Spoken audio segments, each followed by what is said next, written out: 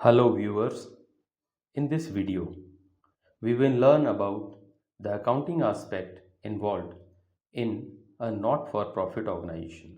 एक ऐसा ऑर्गेनाइजेशन जो सोसाइटी को सर्विसेज प्रोवाइड करने के लिए बनाया गया है। ऐसे ऑर्गेनाइजेशन की अकाउंटिंग सीखने से पहले आइए सीखें कुछ खास इम्पॉर्टेंट टर्म्स जो हम while accounting for such an organization use करने वाले हैं, जिसमें पहला टर्म है सब्सक्रिप्शन और membership fees.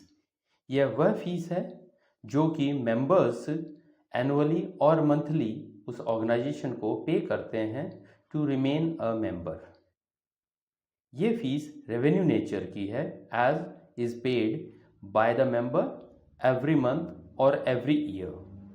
But many a times it happens so कि एक सब्सक्राइबर और member will decide to pay in lump sum for the good limit of time period, that is for a longer time duration।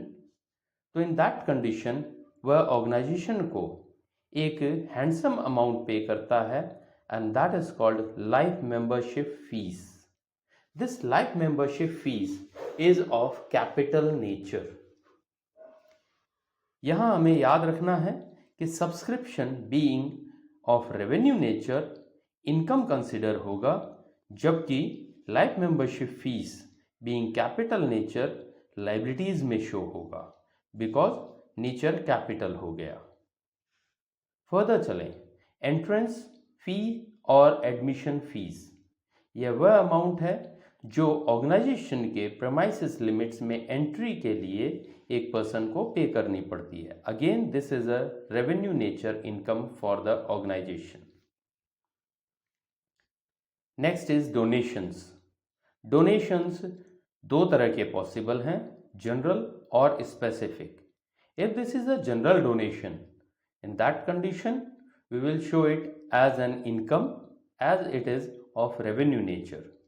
but if it is specific, that means donation has been given by the donor for a special purpose, तो जब तक वह काम नहीं कर दिया जाए वह डोनेशन हम कंसिडर करेंगे as a liability. Next is legacy, और उसी का एक सिमिलर फॉर्म है endowment fund. Legacy is the transfer of ownership of cash और cash equivalent by a deceased person, जो कि मर गया है, मरते वक्त वसीयत में ऑर्गेनाइजेशन के नाम करके गया। बट एंडाउमेंट फंड किसी एक एसेट की ओनरशिप ट्रांसफर करने के डॉक्यूमेंटेशन है, जिसमें ये टर्म एंड कंडीशन होती है कि you can earn through that asset and use that earning only. दोनों ही हमारे लिए कैपिटल नेचर के होते हैं and are to be shown in liability side. Only the matter of fact is कि एंडाउमेंट फंड से इनकम जो जनरेट होगी वो हर साल इनकम्स में शो होगी। Further is honorarium. This is the amount spent by a NPO to show respect to the persons associated to the organization or to the field in which the organization is working। ये वो amount है जो एक organisation spend करता है to show respect for their working.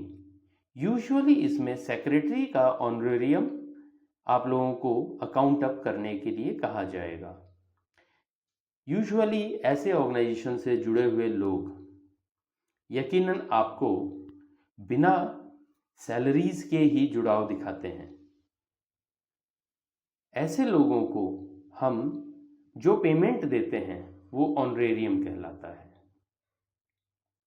The word fund will be used when NPO creates a specific reserve for some specific purpose।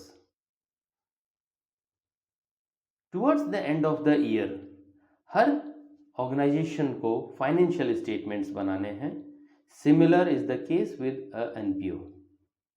Financial statement ये भी बनाएंगे, या यूं कहें accounting at the year end जब इन्हें करनी है तो ये क्या करेंगे। How are these different from a profit earning और प्रॉफिट मोटिव ऑर्गेनाइजेशन। एक प्रॉफिट मोटिव ऑर्गेनाइजेशन जब फाइनेंशियल स्टेटमेंट बनाता है तो the statement starts with a statement of profit and loss and a balance sheet is associated to it. लेकिन एक NPO शुरुआत करता है by preparing a receipt and payment account, जो बेसिकली और कुछ नहीं बल्कि मियरली एक समरी ऑफ कैश बुक है। समरी ऑफ कैश बुक से मतलब क्या है, हम पूरे साल एक ही आइटम के नाम पर या एक ही एक्सपेंस के नाम पर may be more than one times payment करें, लेकिन एक रिसिप्ट एंड पेमेंट अकाउंट में हम वही पेमेंट कलेक्टिव दिखाते हैं। That means say for example salary के नाम पर हर महीने पेमेंट दिया गया, that means 12 times a year हमने पे किया, लेकिन ईयर एंड पर when we are preparing our receipt and payment account तो हम सैलरी के नाम पर पूरा एग्रीगेट अमाउंट शो कर देंगे। ये बेसिकली प्रिपेयर किया जाता है on cash basis of accounting. इसमें हमें इस चीज से कोई मतलब नहीं होता है कि वो पेमेंट और वो रिसिप्ट, वो पेमेंट या वो रिसिप्ट उसका रिलेशन किस पीरियड से है या उसका नेचर क्या है, whether it is revenue nature और कैपिटल नेचर। हम रिसिप्ट साइड में पूरा आया हुआ पैसा लिखते हैं, पेमेंट साइड में गया हुआ पैसा लिखते हैं। फर्दर चलें, सेकंड हमें प्रिपेयर करना होता है एक इनकम एंड एक्सपेंडिचर अकाउंट। ये और कुछ नहीं बल्कि एक statement of profit and loss का ही दूसरा फॉर्म है। सिर्फ इतना सा याद रहे, यहां हम टर्मिनोलॉजी जो यूज करेंगे वो थोड़ी सी डिफरेंट है। यह जैसे कि हम statement of P and L account बनाते हैं या statement of P and L बनाते हैं, similar to it accrual basis पर ही बनता है, इररेस्पेक्टिव ऑफ द फैक्ट कि ये रिसीव कितना हुआ था या पे कितना हुआ था। इसमें हम related to that particular period ही शो करते हैं। फर्दर चलें, towards the end of this account हमें सिर्फ इतना याद रखना है कि हम statement of P and L का डिफरेंस, अगर एक्सेस है क्रेडिट साइड तो हम लिखते हैं नेट प्रॉफिट है, हम यहां लिखेंगे excess of income over expenditure या इसी का दूसरा नाम है सरप्लस। और इसी तरह statement of profit and loss में जहां हम नेट लॉस लिखते थे, दैट मीन्स हमारे एक्सपेंडिचर्स ज़्यादा हैं, इनकम्स कम है, तो हम लिखेंगे excess of expenditure over income या इसी को नाम दिया जाएगा डेफिसिट। बैलेंस शीट में कुछ नयापन नहीं है, जैसे कि हम पहले भी जान चुके हैं, पढ़ चुके हैं कि balance sheet is nothing else but merely a sheet. लेकिन वो शीट किस चीज की है, वो शीट है बैलेंसेस की। बैलेंसेस से मतलब क्या है, balances on a particular day और a time.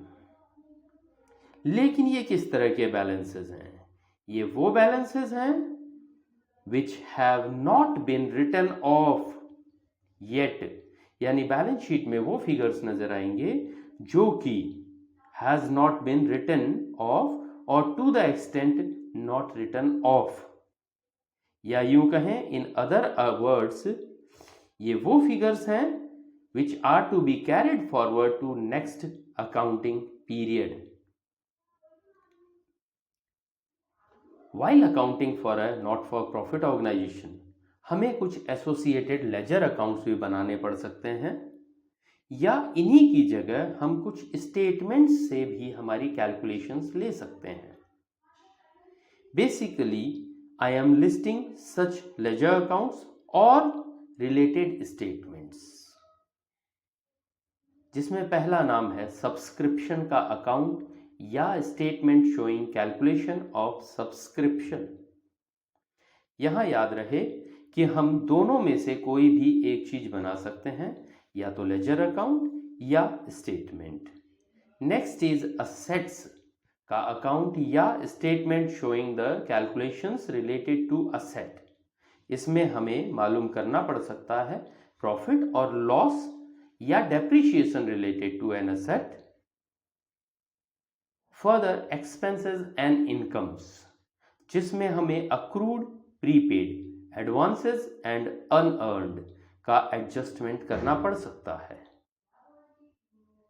Consumables, many a times ऐसे ऑर्गेनाइजेशंस जो सोसाइटी के सर्विसेज के लिए बनाए गए हैं, अपने यहाँ पर कैंटीन जैसी फैसिलिटी अवेलेबल करवाते हैं जहाँ कंज्यूमेबल्स का स्टॉक होता है, तो हमें कंज्यूमेबल्स का अकाउंट बनाना पड़ सकता है। इसी से एसोसिएटेड एक और अकाउंट हो सकता है, and that is for those persons who supply to us these consumables. तो उसके लिए हम सप्लायर्स या क्रेडिटर्स ऑफ कंज्यूमेबल्स या creditors for supplies of these consumables का अकाउंट या स्टेटमेंट बना सकते हैं। लास्टली, हमें फंड बेस्ड अकाउंटिंग को भी समझना पड़ेगा। Fund based accounting that means हम किसी एक स्पेसिफिक पर्पस के लिए एक फंड बना दें। We will learn more in the next video and associated descriptions will be given. Thank you.